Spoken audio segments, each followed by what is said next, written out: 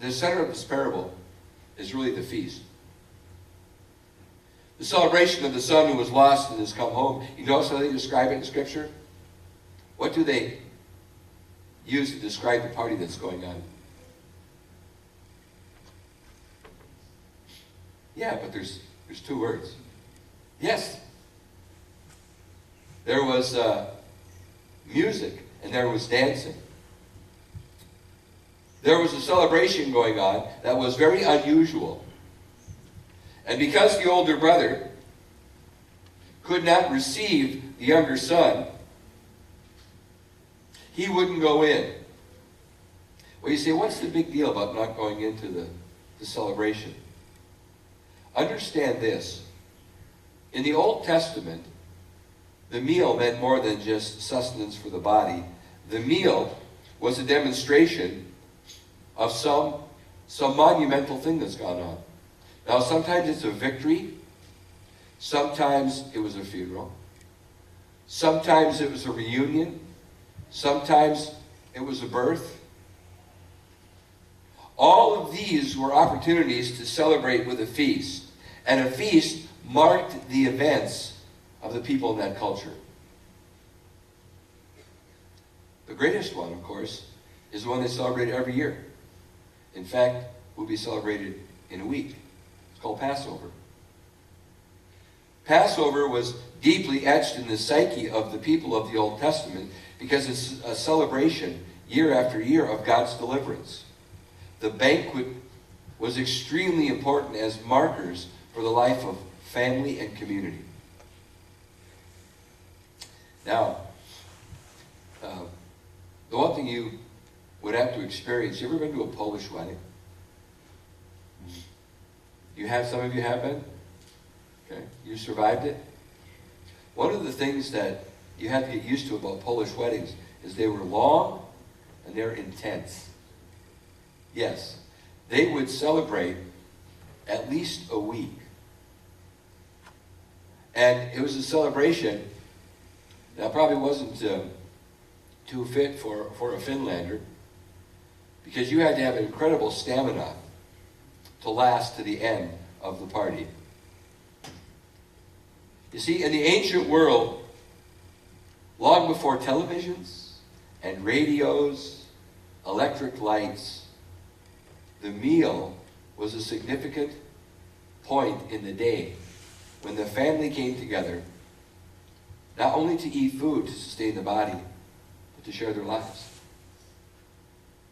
And they were long affairs. They usually went until bedtime. Again, there wasn't television. Blockbuster hadn't been invented yet. So this was a time for union, reunion, for laughter, for love, for intimacy.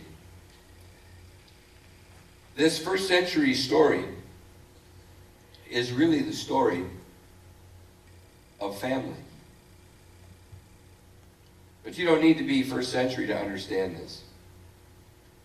Because at the meal, you feel most at home. A meal is for the body, and that's well understood. But we Americans really don't need food so much anymore for sustenance.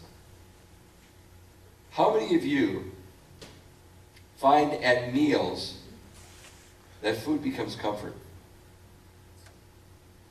Isn't it? Yeah. My mom used to make the same thing. When she wanted to comfort us, it was Campbell's chicken soup. And then she would make grilled cheese sandwiches. And that was her way of caring for us. Food becomes an expression of love. It's an expression of community. It's an expression of welcome. And so in a meal, your sustenance, your physical sustenance is met. But it's much more than that. It's laughter, it's fellowship, it's acceptance. Now it says in Scripture, Matthew 8:11, many will come from the east and the west and take their places at the feast with Abraham, Isaac, Jacob, in the kingdom of heaven. This is really a description of heaven. The true older brother has made it possible for you and I to come to the banquet feast that God has prepared for all of his people. The only requirement for us is that we believe and trust that his death and resurrection is for us the clothing worn into the banquet feast. All that's been accomplished is simply our trusting it, that we should be part of it. And when we are finally there, Scripture says, you will never weary, tears will be gone, pain is overcome, and joy is eternal. And when we get there, much like the unicorn Jewel at the end of Narnia Chronicles, if you've ever been there, there's a unicorn named Jewel. This is what Jewel says. I've come at last. I belong here. This is the land I've been looking for all my life. And I never knew it. When the younger son was coming home, do you think he expected to be welcomed back? Do you think he expected to have the father put new clothes on him, sandals, a new ring, throw a party, kill the fatted calf? I don't think so. And yet when he got there, his dad threw a party for him. Party for you. Because you see what a party means, what a meal means, is you're accepted and you are welcome. And so this is why for the Pharisees and for so many of the Jews, when Jesus ate with sinners, they were truly offended. Because eating together was the highest form of acceptance and intimacy you could experience.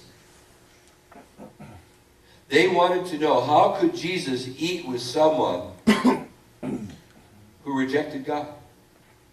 How could Jesus eat with someone who was living in unrepentant sin? How could you eat with sinners and taint your own person by that kind of fellowship? Are you aware that it was improper for a Jew at this time to eat with a Gentile? Their dietary laws were very strict. You go through Leviticus once